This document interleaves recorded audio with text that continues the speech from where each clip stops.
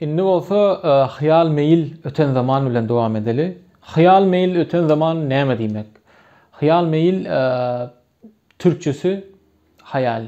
Hayal. Bir hayalinde olan, isteğinde olan şeyi söylerken, geçmiş zamanda söylerken ki söylediğim fiiller onlar. Onu anlatmadan önce size Türkmence'deki belirli gelecek zamanı anlatayım, sonra ona geçeyim. Çünkü onun eki var orada. Yani mealim gelecek zaman. Onu söyleyeyim, anlatayım. Mealim gelecek zaman. Men gelecek. Daha önce anlatmıştım bunu. Hiç ek almıyor bizde gelecek zaman. Men gelecek. Sen gelecek. Hepsi aynı, o yüzden hepsini yazmadım. Bunun olumsuzluğu da zaten del ekini alıyor. Ben geleceğim, ben gelmeyeceğim derken men gelecek del. Del değil demek zaten. Bu da aynısı. Hepsi aynı. Daha biraz ayrıntı detayları var. Mesela ol gelecektir eklenebilir ya da men gelecektirin eklenebilir. O detayları sonra gireceğiz. O başka bir şey. Şimdi hayal meyil öten zaman. Men gelecektim. Yani gelecektim. Sen gelecektin. Ol gelecekti. Yani men gelecektim, sen gelecektin, ol gelecekti. Biz gelecektik, siz gelecektiniz, olur gelecektiler. Yani ben gelecektim, sen gelecektin. O gelecekti, gelecektik. Gelecektiniz, gelecektiler. Bizde T değil, burada D oluyor. Unutmayın. Gelecektim değil, gelecek. Hadi değil, gelecektim. Olumsuzu gelecek değildim. Men gelecek değildim. Sen gelecek değildin. Ol gelecek değildi. Şimdi buna bakın. Fluffy. Gelecek değil. Burada olumsuz değil alıyor ya, değil. Burada da gelecek değil. Pardon. Bağışlarsınız. Verdim mi? Değil alıyor. Burada gelecek kalıyor. Hepsi gelecek oluyor. Hepsi gelecek. Biz gelecek değildik. Del ek alıyor sonra burada. Bakın. In. Yani dim. Di. Dik. Del. Di. Nüf. Gelecek. Del. Diler. Burada hiç ek almıyor. Olumsuz da del alıyor. Burada ek alıyor. Gelecektim. Hayal meyil. Yani gelecektim derken. Gelecektim. Gelecektin. Gelecekti. Olumsuzunda gelecek oluyor başında. Sonra del ek alıyor. Ben gelecek değildim.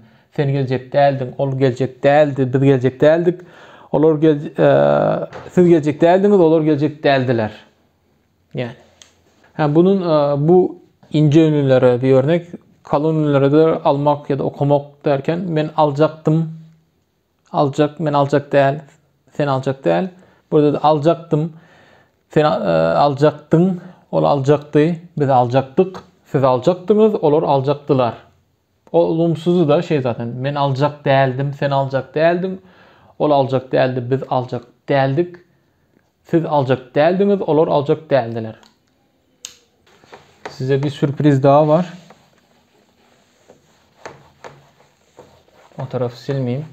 Şimdi burada del ek alıyor dedim ya. Diğer versiyonu da var. Başka bir görünüş var. Görünüş demek. Görünüş yani. Ama anlamda kullanıyor bizi. Görünüş tip gibi. Başka bir tipi, başka bir versiyon. Görünüş. Gelecek değildim. Burada bu alıyordum. Bunun olumsuzu böyle de olabilir. Ben gelmeyecektim.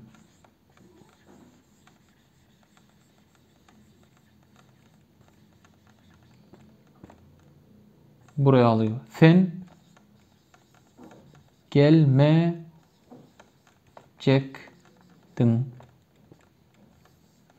Gelmeyecektin. Ol gelmeyecekti, biz gelmeyecektik. Siz gelmeyecektiniz, olur gelmeyecektiler. Almakla söylerken de men almayacaktım ya da men okumayacaktım. Sen okumayacaktın, ol okumayacaktı. Biz okumayacaktık, siz okumayacaktınız, onlar okumayacaktılar.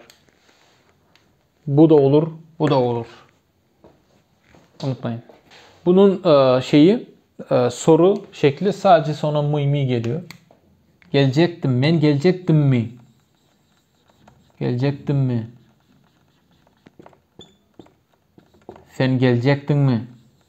Ben gelecektim mi? Sen gelecektin mi? Ol gelecekti mi?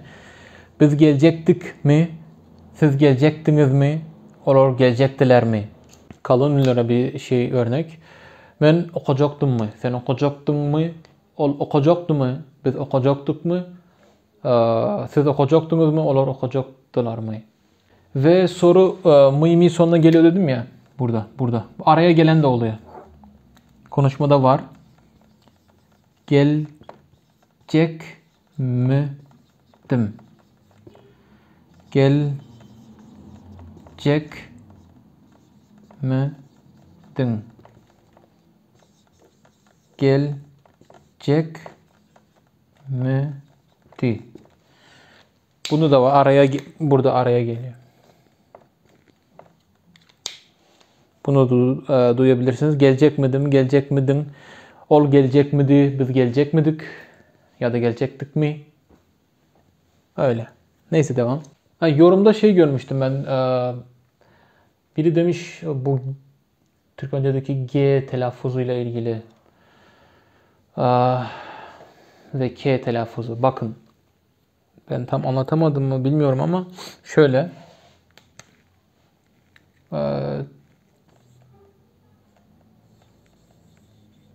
Türkmen göz Türkmençe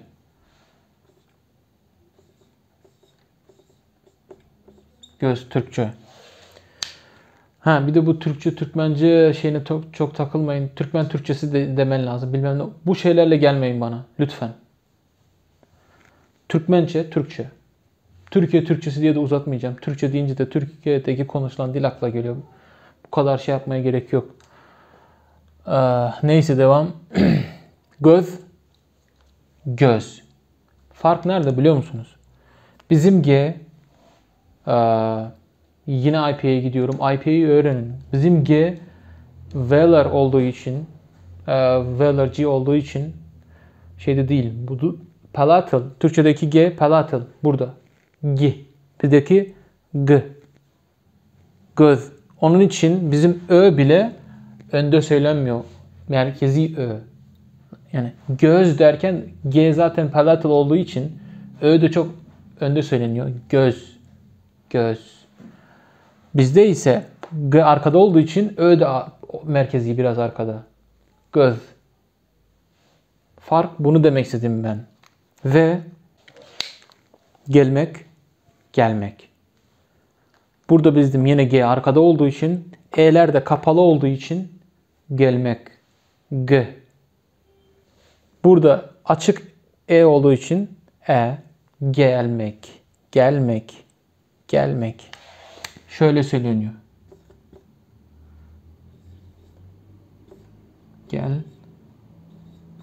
Gelmek. Gelmek diyen de olabilir ama bana göre buradaki kapalı, buradaki açık. Gelmek. Bizimki gelmek. G arkada. E kapalı. Bunu anlatmaya çalıştım geçen videoda. K'ler de öyle. Mesela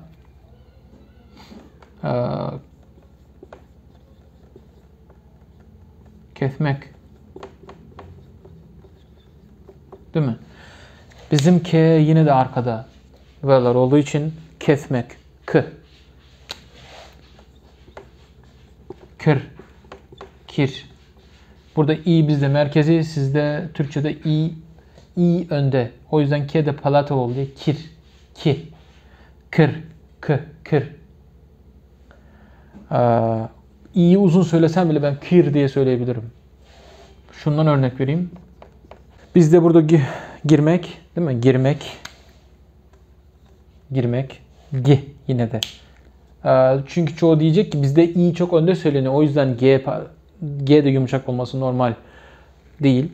Bizde burada i uzun söyleniyor. Uzun ünlü asli birincil uzun ünlü var. Giyirmek. Yine de buradaki g buradakinden farklı. Yani demem bu ki Türkmenceyi konuşurken Türkçeyi biraz kabalaştırarak konuşun. Böyle. Ya da Anadolu'daki konuşulan ağızlara örnek alın. Ve lütfen Türkmen Türkçesi demen lazım. Bilmem ne. Onunla gelmeyin buraya. Dili öğrenmek isteyen öğrensin, baksın böyle. Romantizme falan gerek yok. İdeolojik bakmaya gerek yok. Biz dil yapıyoruz. Bunun Türkçe, Türkmence, Özbekçe, Kazak hepsinin kökü bir. Hepsi bir dil. Kökten çıktığını herkes biliyor zaten. Dünya alem biliyor. İlla arkasında yok hocam bunu ekle, yok onu ekle, bunu çıkar. Gerek yok abi, gerek yok. Yağdadım şu atlardan. Çınlanam yağdadım. Yağdamak yorulmak demek. Unutmayın. Hadi devam.